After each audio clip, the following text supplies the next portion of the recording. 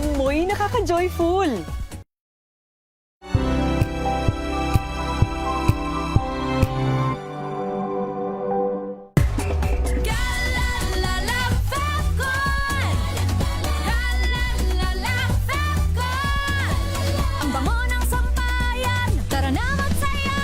Calafabcon, amoy nakaka-joyful!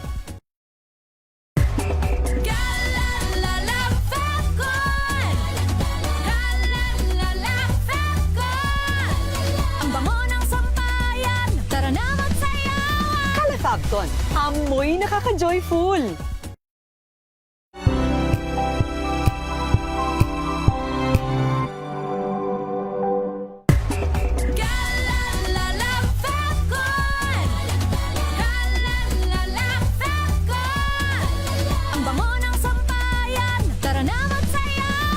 Calafabcon, amoy nakaka-joyful!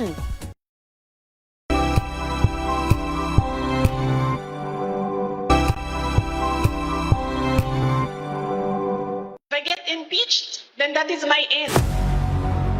Tumutok sa pinaka-importanteng paglilitis ng impeachment court ngayong taon.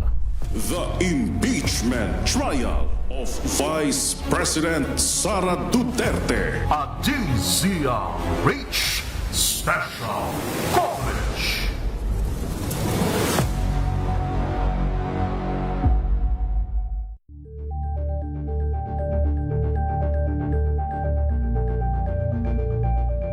Kasabay ng mga hamon at pagbabago sa paglipas ng panahon, nananatiling tapat ang DZRH sa paghahatid ng serbisyo sa publiko.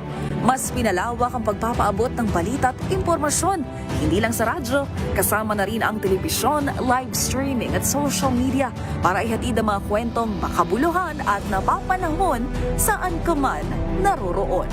Mula noon hanggang ngayon, mananatiling kaagapay mo ang DZRH, naninindigan sa paghahatid ng katotohanan at sa paglaban sa patuloy na pagkalat ng disinformasyon at sa pagyakap sa makabagong teknolohiya at sa patuloy na pagsulat ng kasaysayan, mananatiling kasama mo ang DZRH saan ka man sa mundo. Samahan niyo po ako hanggang 7:30 ng gabi. DZRH Usapang Liga. Magandang gabi Pilipinas, Metro and Mega Manila, Nas Extension sa DZRH at RH2. Ray Sibayan At Kisses Hubson. para sa DZRH, una sa Pilipinas. Una sa Pilipino. Maagang balitaan, maagang usapan sa mga issue at balita. Kasama si Kuya Angelo Palmones sa Magandang Umaga Pilipinas. Mula Lunes hanggang Biyernes.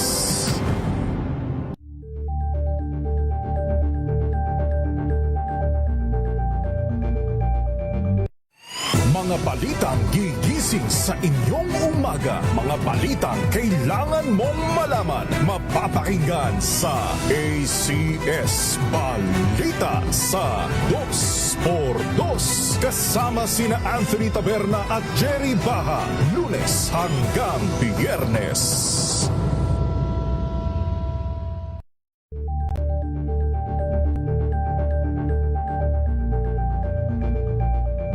Alamin ang mga maiinit na isyung pambayan, mga balitang kailangan mong malaman, usapin sa pamahalaan, politika, ekonomiya at kabuhayan. Ito ang mga dapat mong malaman, pakialaman at pag-uusapan dahil kayo ang tinig ng mamamayan dito sa Damdaming Bayan.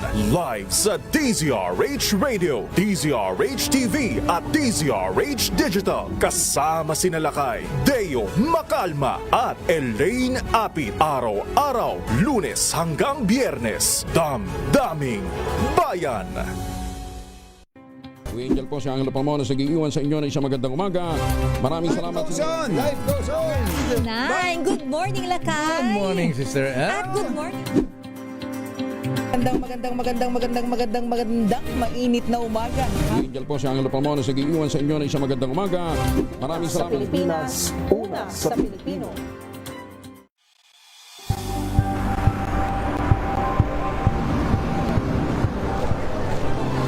ating mga eksperto. Dito lang sa Expert Opinion. Ito ang The Better News. TNVS. Trending and Kwento, iba't ibang anggulo. Dito sa Point. bawat pananagutan ating tatalakayin dito sa Hoy, Bawal Yan.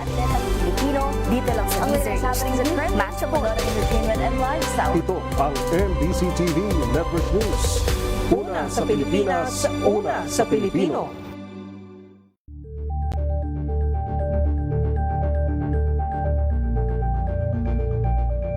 Tumunog na ang gantingan para sa kalikasan. Ang itinanghal bilang Best AM Radio Program Host ay si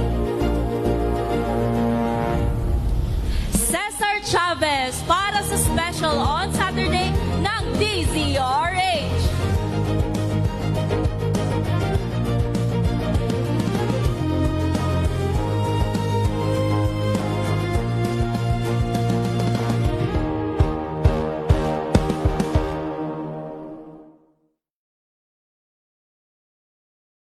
The Better News. Una sa Pilipinas, una sa Pilipinas. TNVS. Trending and Viral Show. Nakahandang Sa ating balitan mga kaibigan sa Rapido Hataw Balita. public service hour. Siyempre pa, una sa Pilipinas. Una Yan sa ang kabuhanan din palatuntunan ng break time. Sabay niyo na po ang mga balita at talakayan sa Balansyado. Maraming salamat. Buklatin ang mga pahina. Pakinggan ang boses ng lipunan.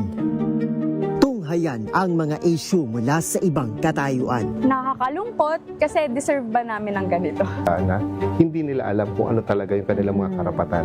Yung gobyerno, tinulungan nila yung kanilang magsasaka. Pinapatahimik tayong lahat using various laws. Through education, kayang-kaya nating baguhin yung ganitong klaseng pag-iisip. Isang kwento, iba't ibang anggulo. Dito, sa Point of View.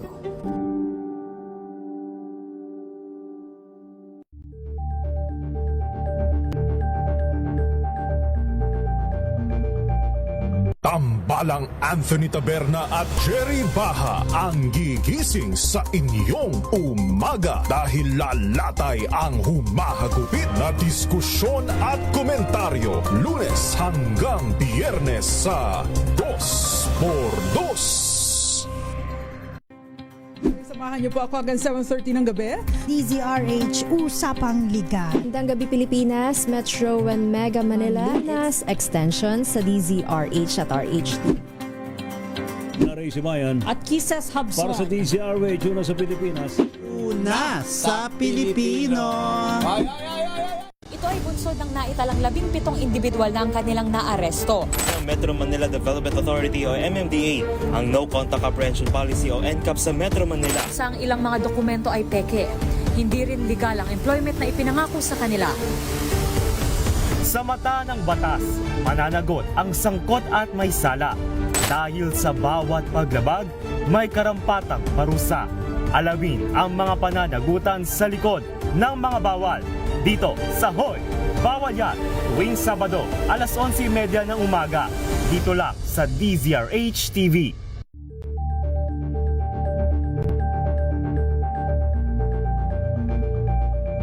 Tumunog na ang gantingan para sa kalikasan. Ang nagkamit ng parangal bilang Best News Anchor ay walang iba kundi si Angelo Palmones ng Magandang Umaga Pilipinas, DZRH Radio 666 kHz.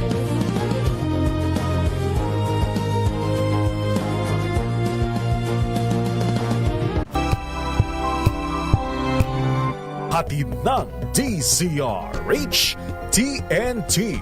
Tomorrow's News Tonight. Mga balitang binabantayan, mga balitang ayaw tigilan ng intriga, mga balitang patuloy ang pagbabago. Malalaman na tonight with Ray Sibayan, Kisses Hubson, TNT. Tomorrow's News Tonight. TNT. Tomorrow's News Tonight.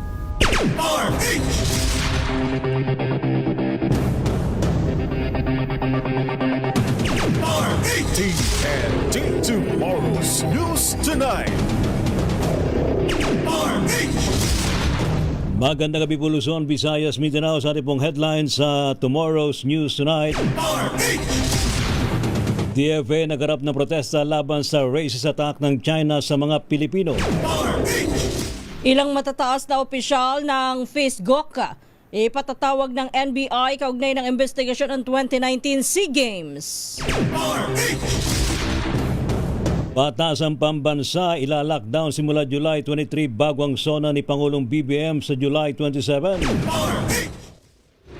Big time all price hike asahan sa diesel, gasolina at kerosene sa susunod na linggo. 7-year limit para sa kwalipikadong 4-piece beneficiaries inaprubahan po ni Pangulong BBM. Pagmumura at pananakot sa social media itinakda ng Korte Suprema na isang cybercrime. 4 eskwelahan sa Mandaluyong nabulabog sa bomb threat.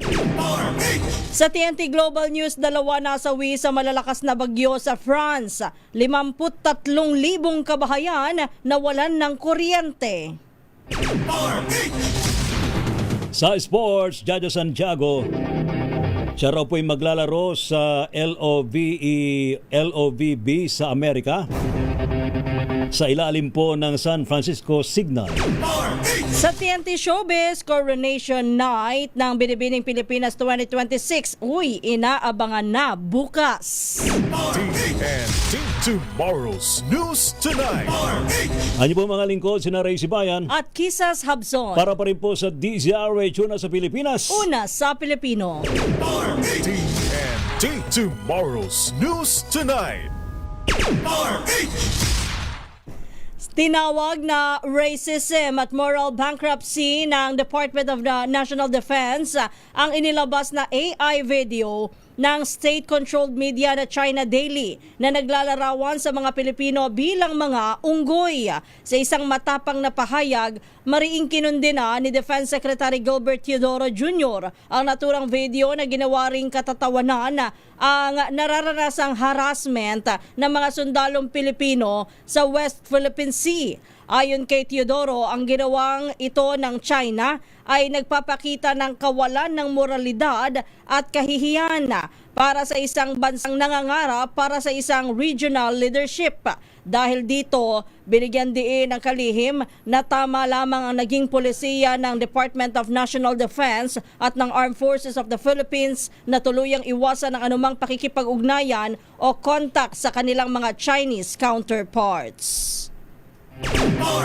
TNT Tomorrow's News Tonight. Samantala naman, formal po nagarap nga po ng protesta ang DFA laban sa panginsulto daw po ng Chinese state-run newspaper sa mga Pilipino. Ginawa po ng DFA ang akbang matapos namang isa publiko ng China Daily ang AI-generated video noong July 10 tungkol sa unggoy na nakasuot ng barong Tagalog at salakot. Ayon po sa DFA, pinabot po ni DFA Undersecretary Leo Herrera Lim ang reklamo laban kay Chinese Ambassador Jing Quan sa kanilang meeting kahapon. Hiniling po ng opisyal na agad na ipatanggal o i-pull out ang mapanirang puri na video. Samantala, maging ang mga senador ay inulan din ng pagkondena ang panibagong panggigipit ng China sa racist attack nito sa mga Pilipino. Ito'y nang ihambing ang mga Pilipino sa unggoy na nais panindigan ang karapatan sa mga teritoryo nito sa West Philippine Sea.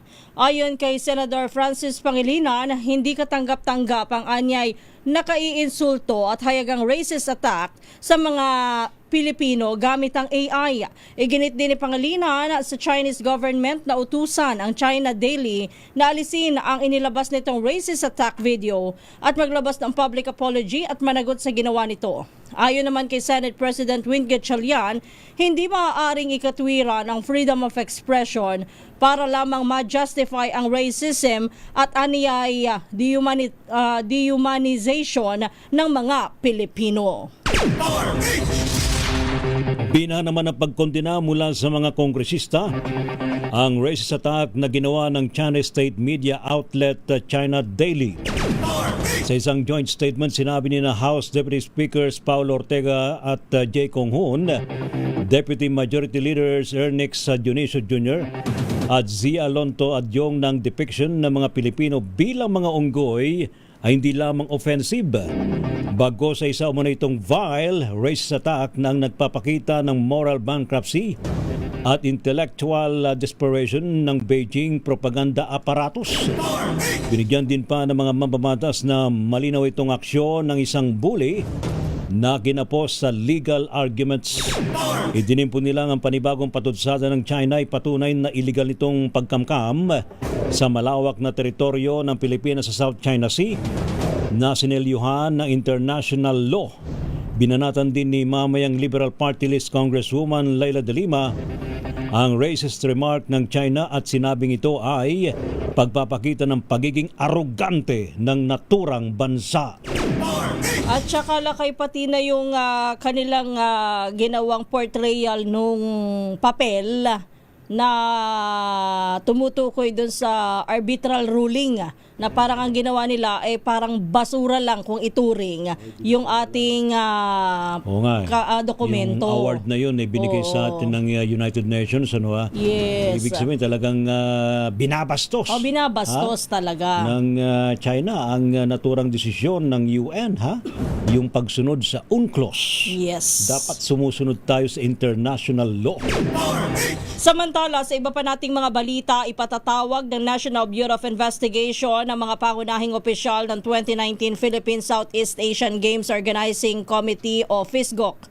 Ayon kay NBI Director Melvin Matibag, ang subpoena ay ipalalabas sa Lunes kaugnay ng investigasyon tungkol sa di umano'y anomalya sa pagganap ng bansa bilang host sa 2019 SEA Games. Kabilang sa padadalhan ng subpoena ay sina Ramon Zuzara, na naging chairman at presidente ng FISGOC, gayon din si Dexter Estacio, Chief Financial Officer at John Lester Buensuceso bilang Corporate Secretary. Nabatid na nakakuha na ng kopya ang NBI sa General Information Sheets ng FISGOC mula 2019 hanggang 2026, kabilang ang financial statements at na-audit na budget.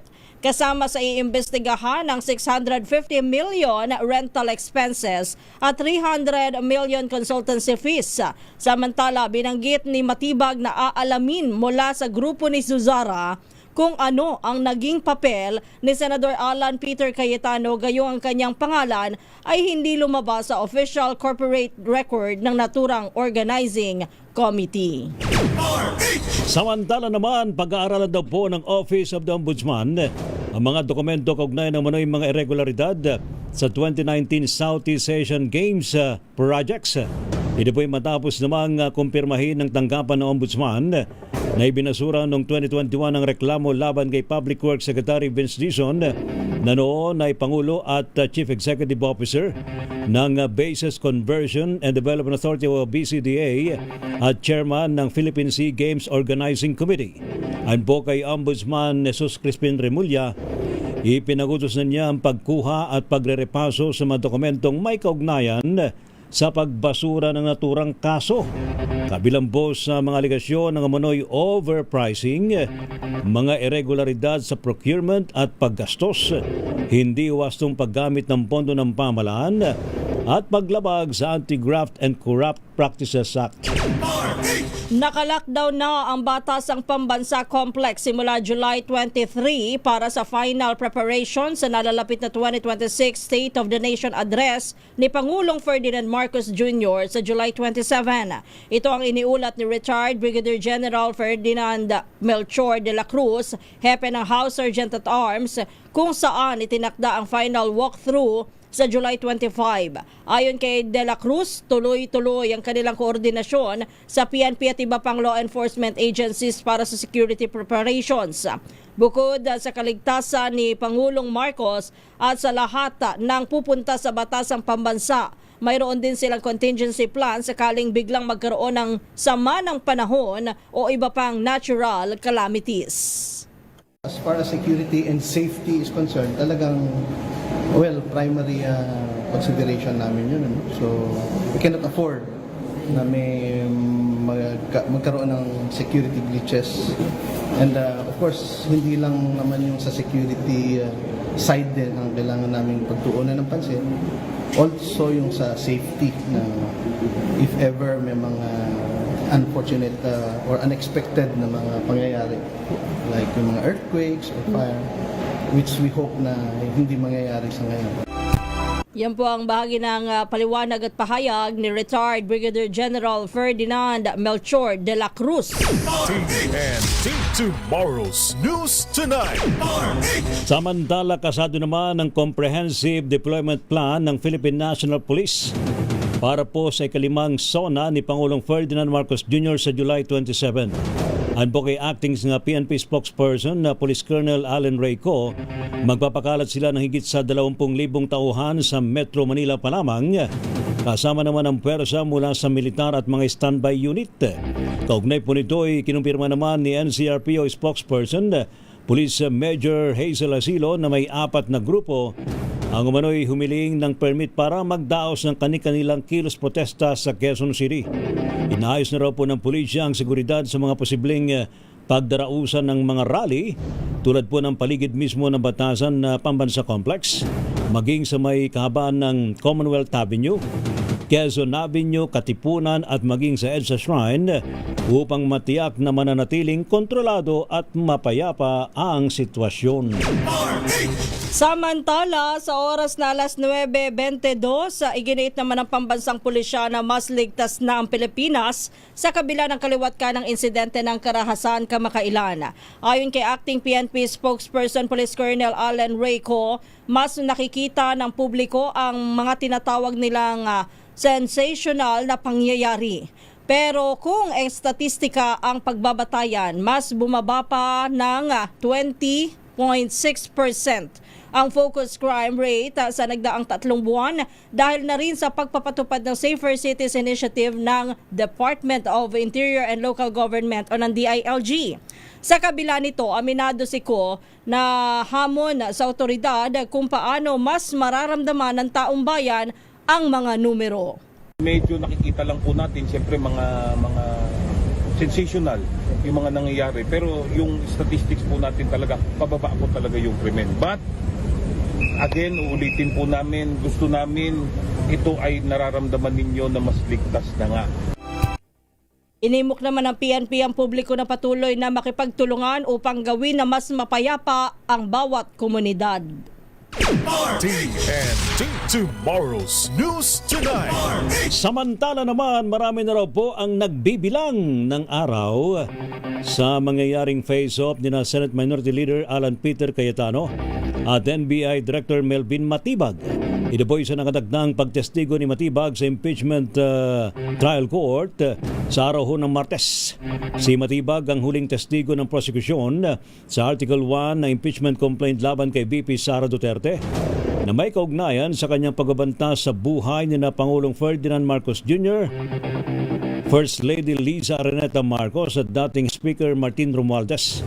Magugunitang matapos i-anunsyo ng NBI na imbestigahang umano'y anomalya sa New Clark City Sports Complex, ay nagtulungan ng magkapatid na sina Senadora Pia at Alan Cayetano sa pagbatikos kay Director Matibag. Ayon po kay Senador Alan, nakanda raw po siyang maimbestigahan bilang dating chairman ng Philippine Southeast Asian Games Organizing Committee na nangasiwa sa 2019 Southeast Asian Games na nagchampiyon ng Pilipinas. Samantala, sa pinakahuli namang pahayag ni Matibag, total umanong mahilig magdasal si Senador Alan Peter Cayetano at kanya rin itong ipagdarasal. Samantala, inaasahan ng magbibigay ng mabibigat na impormasyon si NBI Director Melvin Matibag para mapalakas ang alegasyon ng grave threats ni Vice President Sara Duterte. Ayon kay House Deputy Speaker Paulo Ortega V, asahan ang fireworks sa Lunes o mga pasabog sa Lunes o sa araw po ng Martes sa pagharap ni Matibag. Saad ni Ortega, bilang hepe ng NBI, si Matibag may access ito sa lahat ng complete investigative records pero baka hindi sa pagkakakilanlan ng assassin. Sa panig naman ni Private Prosecutor Attorney Lorna Capunan, tatapusin umano ng NBI Director ang mga naunang testimonya ni Mark Calilong at Jeremy Lotok para patutuhanan na hindi no joke ang banta ng bise. TNT Tomorrow's News Tonight. Samantala, kumpiyansa naman ng defense team na walang basihan ang mga aligasyong ibinabato ng House Prosecution Team kay Vice President Sara Duterte. Iyan po ang binanggit naman ng tagapagsalita ng defense team na si Attorney Michael Poa sa panayam po ng DZRH. Kaugnay po ito ng naganap na oral arguments para sa mosyong ipasubpena ang tax at bank records ng Vice Presidente. At ang report mula sa Anti-Money Laundering Council. Ayon po kay Attorney Poa, hindi sila natatakot sa anumang dokumento sakaling magdesisyon ang mga senator judge na ipasubpena ang mga ito. Subalit, iginid po niyang may mga batas na nilalabag ang pagbubukas ng mga nabanggit na dokumento. Sa atin lang po, no, ang parati natin sinasabi, we are not here to suppress anything. Hindi naman po kami natatakot sa mga dokumento kung ano man yan. Kami po ay, kumbaga, confident po sa aming defense at sa aming theory of the case. Ang problema lang po dito, gusto lang namin mailahad, no, ang aming posisyon na may mga batas na nagbabawal. At hindi lang po ito para sa respondent ngayon, which is the Vice President. Para rin po ito, no, sa lahat ng impeachable officers. Samantala, deadma o bigong magsumite ng counter affidavit si Senator Robin Padilla sa Office of the Ombudsman kaugnay ng kasong pagtakas ni Senator Ronald Bato de la Rosa. Ayon kay Ombudsman Boying Remulla, nangangahulugan ito na nag-waive na ng kanyang karapatang magpaliwanag at ipagtanggol ang sarili sa kasong obstruction of justice na inihain laban sa kanya. Kabilang din sa mga kinasuhan sina Senator Alan Peter Cayetano na nakapagsumite na ng counter affidavit at si dating acting Sergeant at Arms Mau Aplasca na binigyan naman ng palugit hanggang July 23 matapos humingi ng extension. Dahil sa hindi pagtugon ni Padilla, binigyan din ni Remulla na maglalabas na lamang ang ombudsman ng desisyon batay sa mga hawak nilang ebidensya. TNT Tomorrow's News Tonight. Standby pa rin po sa iba pang mga malalaking mga balita, mga kaibigan, sa Tomorrow's News Tonight ngayong pong Biyernes. Mag-ready na ho ang mga motorista. Meron daw pong nakaumang na ho na sobrang taas na presyo ng petrolyo next week. At posible daw tumaas hanggang 11 pesos ang bawat litro ng diesel, habang higit 4 na piso naman sa gasolina. Samantala naman, 7-year limit para sa kwalipikadong 4-piece beneficiaries. Inapruba mismo ni Pangulong BBM.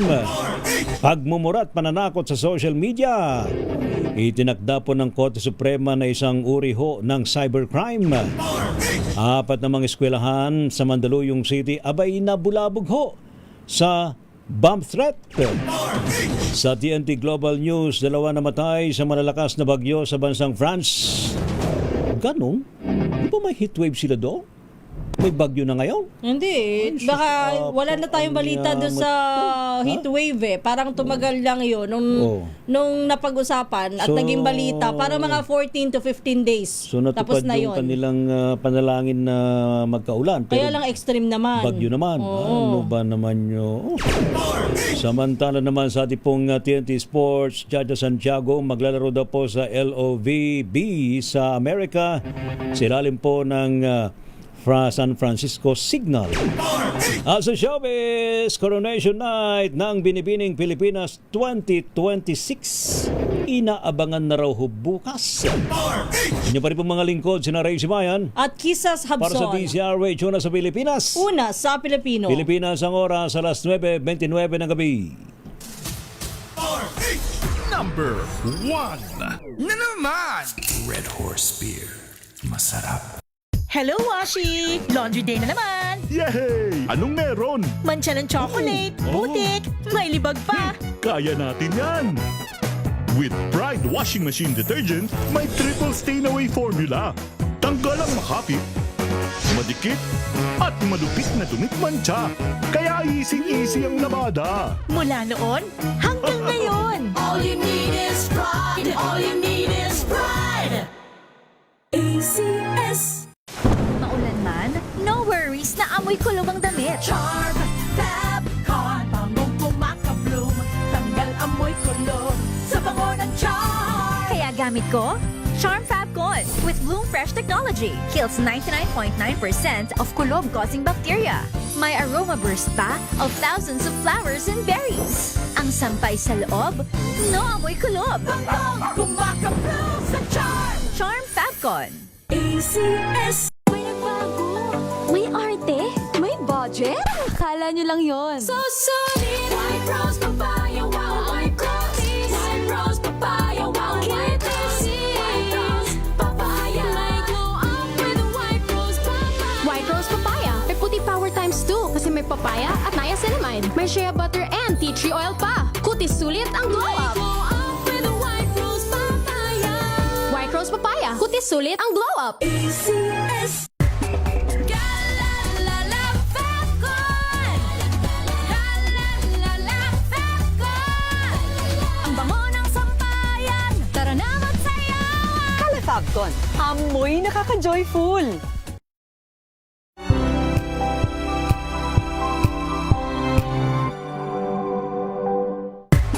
Galalala Fabcon. Galalala Fabcon. Ang bango ng sampayan. Tara na magsayawan. Calafabcon. Amoy nakaka-joyful.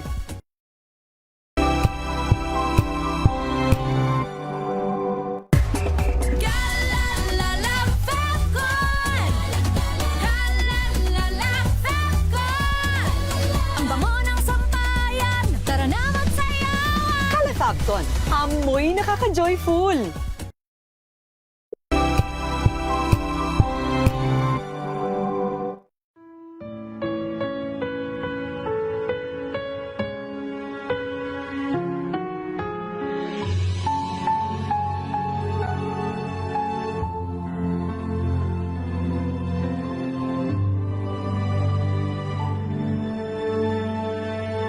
Ito ang oras ng panalangin.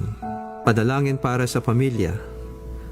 Ang mga petisyon na nilalaman ng panalangin ito ay hinango sa mga katuruan ng salita ng Diyos, ang Biblia. Ang salita ng Diyos mula sa Kolosas 3, Kapitulo 18 hanggang 21 at Efeso 6, talatang 4. Mga babae, pasakop kayo sa inyong asawa sapagkat iyan ang kalooban ng Panginoon. Mga lalaki, mahalin ninyo ang inyong asawa at huwag kayong maging malupit sa kanila. Mga anak, sundin ninyo lagi ang inyong mga magulang sapagkat iyan ay nakalulugod sa Panginoon. Mga magulang, huwag ninyong pagagalitan ng labis ang inyong mga anak at baka masiraan sila ng loob. Sa halip, palakihin ninyo sila ng may tamang disiplina at turuan ng mga aral ng Panginoon. Naway sabayan ninyo ako sa panalangin na ito. Salamat Panginoon sa biyaya ng pamilya na iyong pinagkatiwala sa amin. Tunay nga na ang pundasyon ng bawat pamilya ay ang matatag na pagsasamang mag-asawa. At aming idinadalangin na sa iyong biyaya at kalakasan, lalong mag-alab at manaig ang pag-ibig, katapatan, paggalang, pagpapasensya at pagkakaisa ng mag-asawa sa isa't isa. Turuan mo na kanilang matuklasan at pansinin ang mga magagandang bagay sa bawat isa, higit pa sa mga kakulangan at kapintasan, maging mapagpatawad at iwasan ang galit at negatibong komunikasyon. Turuan mo sila na lagi magpasalamat.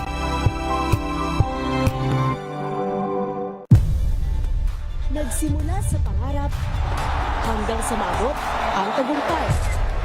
Iba't ibang kwento, iba't ibang mukha ng atletang Pilipino. Mas pinatindi, mas pinalakas, at mas pinaaksyon sa Match Point tuwing Sabado, 12:30 ng tanghali sa DZRH TV.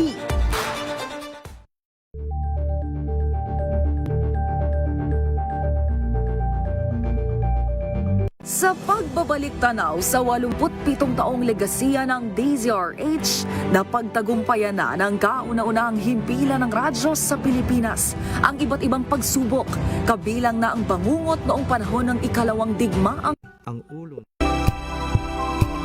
At Kisses Habson. Para sa DZRH, una sa Pilipinas. Una sa Pilipino. Standby muna kina Noche Cacas at Edwin Duque. Nagbabadya po ang nasa 11 pesos na taas presyo sa bawat litro ng diesel sa susunod na linggo.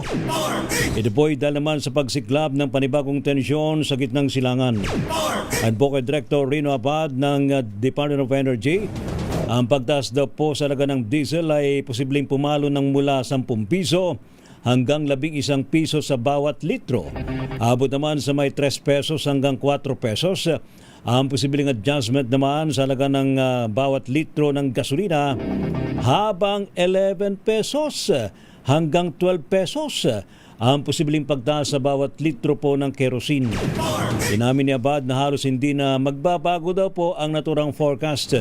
Ang pagsiklab ng panibagong tensyon sa gitnang silangan ay resulta daw po ng pag-atake ng Iran sa mga commercial ship na nagtangkang dumaan sa Strait of Hormuz. At lalo pang uminit ang sitwasyon nang maglunsad naman ng retaliatory attacks ng Amerika sa military assets ng bansang Iran. Inaprubahan na ni Pangulong Bongbong Marcos Jr. ang pagpapalawig ng 7-year limit para sa kwalipikadong pangtawid pamilyang Pilipino Program of 4Ps beneficiaries.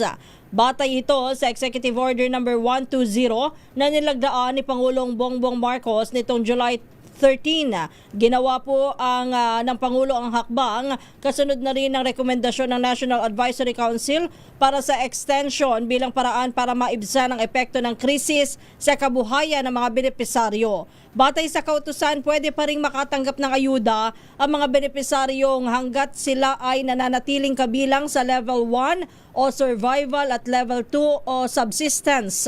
Kukunin ang pondo para sa pagpapatupad nito mula sa kasalukuyang budget ng DSWD. TNT Tomorrow's News Tonight. Samantala naman, simula daw po sa susunod na linggo ang bigayan. Yan ang gusto natin, bigayan, ha? Ano ba bigayan yan? Bigayan to. Bigayan daw ng tig 2,000 pisong karagdagang tulong para sa ating mga kababayang nasa vulnerableng sektor. Sa panempo ng DZRH, sinabi ni DSWD Secretary Rex Gatchalian na sa ilalim po ng Uplift Program, unang mabibigyan ng mga miyembro ng 4Ps at walang gutom program. Isang beses lamang anya makakatanggap ng 2,000 pisong karagdagang ayuda ang mga nasa naturang programa. May deposit daw po ang ayuda sa mga bank accounts ng mga nasa poor and near poor households classification sa susunod na linggo. Kinakailangan namang ayusin pa ng DSWD ang pagpapaabot naman ng tulong sa mga low-income workers dahil sa wala pa silang listahan o wala pa silang registration tulad po ng bank e-wallet information sa ahensya. Subalit sila at ng mga nasa poor and near poor ay bibigyan daw po ng ayuda kada buwan mula ngayong Hulyo hanggang Disyembre. Kasi na doon, kasi kailangan namin suriin na, kasi gusto namin malaman totoong tao ba to, buhay pa ba to, diba? Pero pagkakuha niya ng first 2,000 niya na manual, doon na mismo, bibigay niya sa amin yung GCash account niya. Tapos sa susunod na 5 months, sa GCash na namin i-deposit. Ayun! Paalala doon sa mga tatanggap ng 4Ps, baka mamaya tatanggap doon sa 2K uplift ayuda. Baka naman maipusta na naman sa sugal. Hindi lang yun, Lakay. Baka mamaya sasabihin, wala naman kami natanggap eh. Ganon? Ano yan? Ang bigayan po ay July hanggang December one time. One time lang o yun? Oo, Hindi... July hanggang December mag-intay po kayo.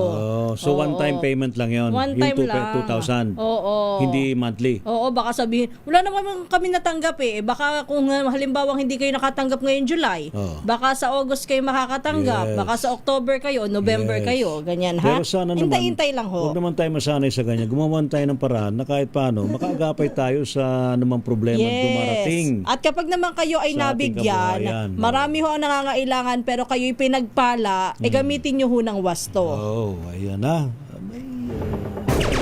Magpasalamat tayo. Yes. Samantala, batid naman ni Pangulong Ferdinand Marcos Jr. ang mga hamong kinakaharap ng mga Pilipinong marino kagaya ngayon na mayroong mga naiipit sa tensyon sa Middle East. Sa kanyang talumpati sa graduation ng Philippine Merchant Marine Academy, tiniyak po ng Pangulo na palaging handang tumulong ang gobyerno sa mga Pinoy seafarer na nalalagay sa alanganin. Binanggit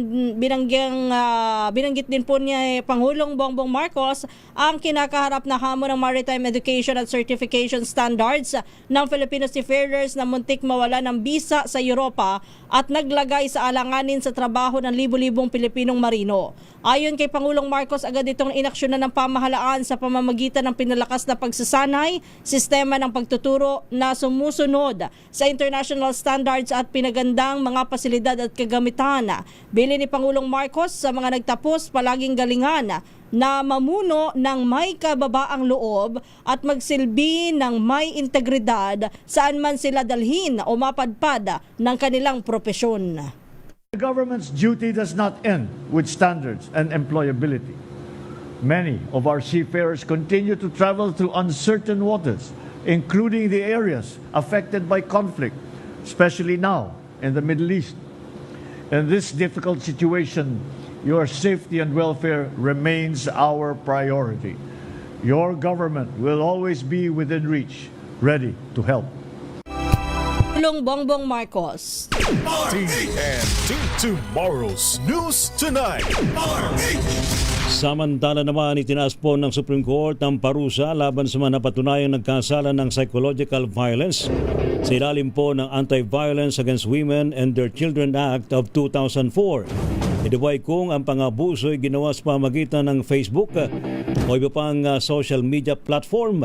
Sa isang resolusyong isinulat ni Associate Justice Ramon Paul Hernando ng Supreme Court First Division, binigyan din ng Korte Suprema ng paggamit ng Facebook ay tinuturing na paggamit na Information and Communications Technology na pasok sa probisyon ng Cybercrime Prevention Act of 2012 na may mas mataas na parusa para po sa mga krimeng ginawa gamit ang teknolohiya. Nagugat ang desisyong ito sa kaso ng isang lalaki na napatunayang nagkasala ng psychological violence laban po sa kanyang dating kasintahan dahil po sa paggamit ng Facebook bilang instrumento ng pang-abuso. Binago po ng Supreme Court ang orihinal na parusang kulong na 6 na buwan at 1 araw hanggang sa 8 taon at 1 araw. Sa bagong hatol, ito po'y itinaas ng 6 na taon at 1 araw hanggang 14 na taon na pagtakulong. Meron pa yung butal 14 years, 8 months and 1 day. Mananatili naman ng multang 100,000 pesos at ang utos na sumailalim mga akusado sa psychological counseling o psychiatric treatment. Samantala, dakuha natin ang report mula sa Quezon City, lalaking nanalisi sa isang apartel na huli daw po sa CCTV. Ibalita mo yan RH27 o check kakas. Kises, hinahanting pa ang isang lalaki na nanalisi sa isang partel sa EPJ Avenue, Barangay Katipunan, sa Muñoz, Quezon City. Ayon sa biktimang si Jofel Kalingasyon, front desk ng ahero sa partel, isang lalaki ang pumasok at nagpanggap na customer at kukuha ng kwarto. Nalingat lang umano siya ng ilang segundo na wala na ang kanyang bag na may lamang higit 5,000 piso, mahalagang ID cards at passport. Nakasuot umano ng kulay itim ang suspect na nakamotorsiklo na kulay itim ngunit hindi naman naplakahan. Sa isang CCTV kuha sa lugar, lantad ang mukha ng suspect na tinatayang may edad 25 pataas. Narito si Jopel Kalingasyon. Yung suspect is bata pa siya, mga nasa 25 years old. Tapos, may kalakihan ng katawan, maliit, parang nasa 5'4" ang height. Ilang beses niyo na kayo na? First time ko namin na-encounter dito yung nangyari sa akin. First time yun. So ano ngayon yung mga panawagan? Panawagan ko po sana yung yung kubuha ng gamit ko, pakibalik na lang po sana kung pwede, kahit yung pera sa'yo na lang, yung gamit na po, especially yung IDs, passport, at saka ibang gamit pa po sa bangka, importante. Baka po pwedeng maibalik, kahit yung pera sa'yo na lang. RH27, Nochikakas, DZRH, una sa Pilipinas, una sa Pilipino. Thank you. Salamat, Noche Kakas. Samantala naman, National CPR Day. Aba, marunong ka na ba mag-CPR, Edwin Duque, ha? Ito daw po'y dinaos dyan po sa may area ho ng Malabon. Ating alamin sa report ni RH23, Edwin Duque. Edwin. Tama kay Ray, dandaang 143 volunteers ng Philippine Red Cross sa Malabon Chapter. Ang sabayan nagsagawa kanina CPR cardiopulmonary resuscitation. Ito bilang ang paggunita sa ika-10 National CPR Day ngayong araw sa Malabon. Pinangunahan nito ni Congressional Higi Sandoval ang aktibidad na may temang hawak mo ang beat at dediketo of CPR Ready Philippines. Ito mano ay nationwide na ginanap din kanina sa iba't ibang lugar kung anay may chapter ng Philippine Red Cross. Ang layunin ito ay matuto at maging handa ang bawat kabayan ng tamang CPR na maaaring makaligtas ng buhay kung may dumating mang emergency o anumang sakuna. Aris 123 Edwin Duque nagulat sa DZRH, una sa Pilipinas, una sa Pilipino. Edwin. Yes, natuto ka naman dyan sa CPR. Yan ay pinag-aaralan. Oo, kaya kasama ka ba sa mga nakapag-train? Nag-hands-on ka ba? Nag-ganon ka rin ba? Yan. Ako naman ay nag-aaral ng CPR, yung first aid. Yun. Yan ay dahil napakahalaga. Halimbawa, bumibiyahe tayo. Saka ikaw, nasa rescue ka eh. Kailangan mo rin yun. Huwag nating antayin na may dumating pang doktor. Doon sa mga ahensya. Kung ikaw ay marunong, lamang ang may alam. Dumating man ang sakuna, lindol, o anumang kalamidad, kung may isa sa pamilyang may marunong, merong unang magbibigay ng unang lunas bago dumating yung ahensya ng barangay o gobyerno. At least, bawat minuto, mailigtas mo yung buhay ng isang tao kung merong alam o meron kang alam lalo na sa CPR. Kaya ang Philippine Red Cross ay patuloy na iniingadyo ang lahat ng mga residente at individual na matutong magiging mag-CPR dahil hindi man sa pamilya mo kung sakaling nangangailangan ay andyan ka, isang buhay ang maaaring mailigtas. So salamat. Yan ang update. Balasan Malabon, Aris. Back to you, Lakay Ray. Thank you, Edwin Duque. Samantala, nagbabala naman ang PHIVOLCS ng posibleng mahinang pag-ulan ng abo sa mga komunidad sa timog at silangang bahagi ng Bulkang Mayon.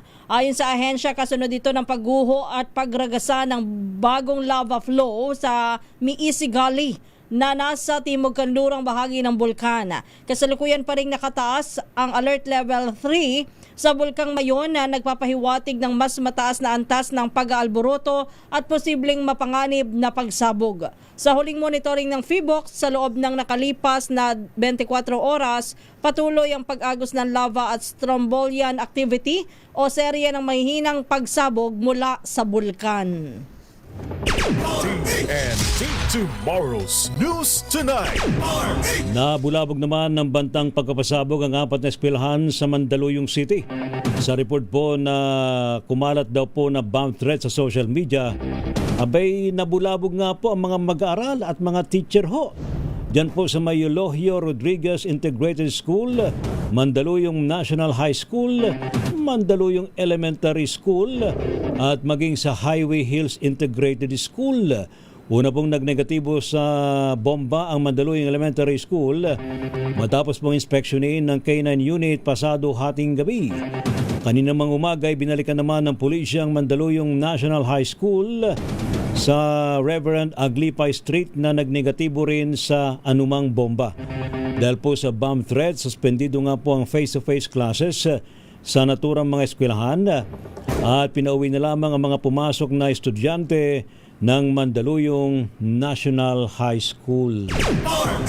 Sibak naman sa pwesto ang 4 na pulis na nakatalaga sa San Rafael Municipal Police Station sa Bulacan dahil sa kaso ng mistaken identity sa bayan ng Baliwag. Ayon kay PNP Chief Police General Jose Melencio Nartates Jr., kasama sa na-relieve ang hepe mismo ng nabanggit na istasyon dahil sa command responsibility. Reklamo po ng negosyanteng biktima, nilapitan siya ng mga lalaking nagpakilalang pulis at pilit na pinasakay sa kanilang sasakyan. Pero wala umanong na ipakitang warrant of arrest ang grupo kaya tumanggi siya na sumama. Lumalabas sa investigasyon na nagkamali ng taong hinahanap ang mga pulis. Ipinagutos naman ng PNP ang pagsisiyasat kung ano-anong operational guidelines at protocols ang nalabag ng mga sangkot. Kabilang po sa mga kwestiyon ay kung bakit hindi sila uniformado at kung bakit walang dalang mga dokumento ng isagawa ang operasyon. TNT Tomorrow's News Tonight. TNT Top News Trending Worldwide. Sa ating pong TNT Global News, 2 namatay sa malalakas na bagyo sa France.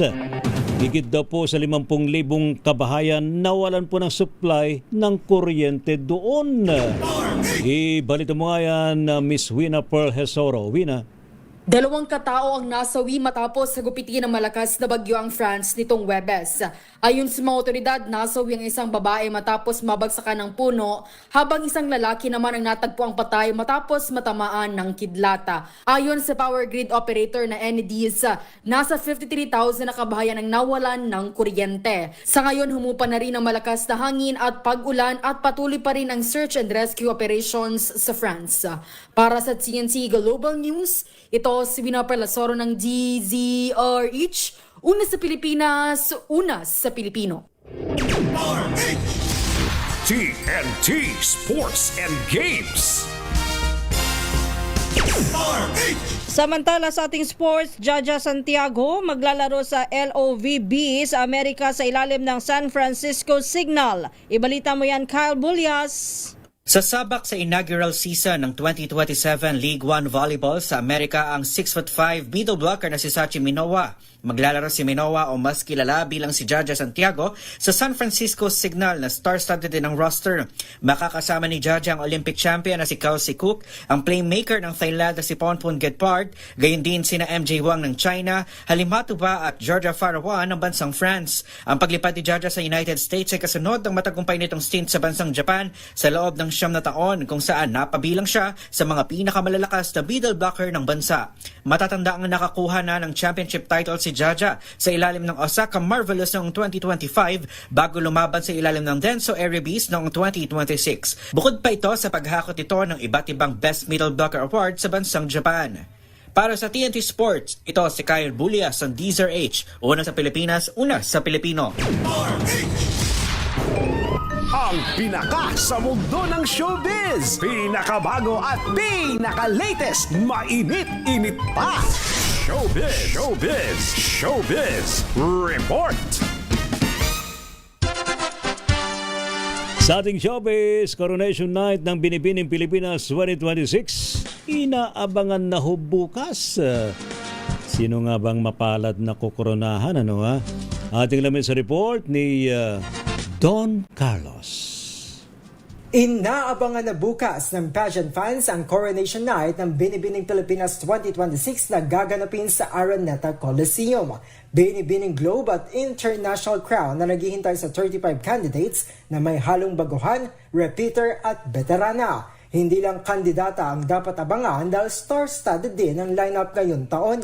Present si Miss Universe 2018 Catriona Gray, Nicole Cordobes, MJ Lastimosa, Miriam Kimbao, Jericho Rosales, Kylie Chari at ang Pinoy boy band na Alamata. Lumapag na rin sa bansa ang reigning Miss Globe at Miss International 2025. Noong nakaraang taon, nauwi ng Mindanaoan Queens sa sina Katrina Johnson at Annabelle McDonald ang 2 title. At yan ang trending na balita para sa TNT Showbiz. Ito si Don Carlos ng DZRH. Una sa Pilipinas, una sa Pilipino. Thank you, Don Carlos. TNT Tomorrow's News Tonight. Salamat do sa mga tumutugpo sa ating balitaan sa Tomorrow's News Tonight. Happy birthday muna! Ayan! Happy birthday. Sa'yo ang pagkain. Yan ha. Sa'yo ang inumin. Yan na, Eric ha. Happy birthday. Sana'y mabusog mo. Bubusugin daw Happy ni birthday! Eric Dastas ang buong news center. Wow! Hanggang bukas, hanggang linggo. Yun! Mantakin mo yun? Wow! 3 araw mula ngayon hanggang linggo. Wow! Iba talaga si Eric Dastas kapag nagbe-birthday. Oo, tapos mga bisita niya sa kanyang resort diyan sa Batangas bukas, mga general. Wow! Mantakin mo yan ha. Baka nandyan din si General Nartates ha. Yeah. Baka nandyan din si General Banak ha. Number 2 man ng PNP. Wow! Kasama na rin siguro yung mga general ng Armed Forces of the Philippines. Kaya muli, happy birthday sa iyo, Eric Dastas. Feliz cumpleaños! Happy birthday! TNT Tomorrow's News Tonight. Nanay Carmen, magandang gabi sa iyo. Kumusta ka na? At syempre kay Mami Emmy. Ayun, maraming salamat pa rin po sa matumutok po sa ating balitaan. Nandyan po sina Andy Herrera, maging si Melvin Letrodo, maging si Ian, ano? Ang pangalan nun si Sir Si Ian Dennis Pedro at Yun. saka si Ma'am Kay Ibanez. Si Ma'am Evan lang. Si Ma'am Evan lang. Kumusta na po kayo ha? Si Mr. Philemon Mamuad. Uy, Yan, saka si mga avid listener natin yan. Saka si Kiko Calado na Uy, nakatutok si pa rin Trogi. sa atin. Nandyan pa rin siya sa may Las Vegas, Nevada. Wow! Sana makapasyal tayo sa Las Vegas ha? Salamat po sa lahat po natin mga nakagapay sa DZRH News Team. Thank you kay Don, maging kay Josa, kay Wina, Jackie at marami pang iba. And of course, sa ating DZRH Radio, nandyan si Bill Domingo. Wow! Sa ating DZRH Digital, DZRH Television. And of course, lalong-lalo natin mga kasamahan dyan sa DZRH Malanday Transmitter. Thank you. Anyo pa rin mga lingkod, mga kaibigan, sina Ray Sibayan. At Kisas Habson. Para sa DZRH, una sa Pilipinas. Una sa Pilipino. Pilipinas ang oras, 7 minutes. Hindi, 3 minutes. 3 minutes bago sumapit ang alas 10 ng gabi. Ang DZRH number 1 na naman. Maagang balitaan, maagang usapan sa mga issue at balita. Kasama si Kuya Angelo Palmones sa Magandang Umaga Pilipinas. Mula Lunes hanggang Biyernes. Better News. Una sa Pilipinas, una sa Pilipinas. NBS, Trending and Bara Show. Nakahandang sa ating balitaan mga kaibigan sa Rapido Hataw. Public Service Hour. Siyempre pa, una sa Pilipinas. Una Ayan ang kabuhanan din palatuntuan ng break time. Sabay niyo na po ang mga balita at talakayan sa Balansyado. Maraming salamat. Mga balitang gigising sa inyong